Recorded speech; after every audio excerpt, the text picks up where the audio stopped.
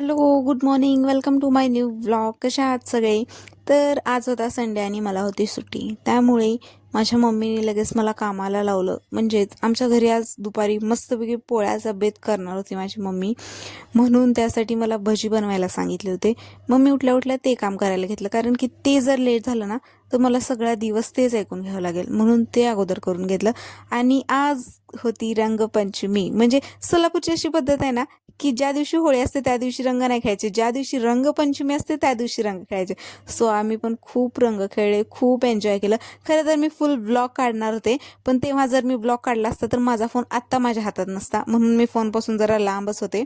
त्यानंतर मग फ्रेश वगैरे झाले आणि इतका कलर लावला होता ना मला की माझा अर्धा चेहऱ्याचा कलर तर निघालाच नव्हता, तसाच होता. त्यानंतरनी मग जसं की मी तुम्हाला सांगितलं, आमच्या घरी आज पोळ्या केल्या होत्या.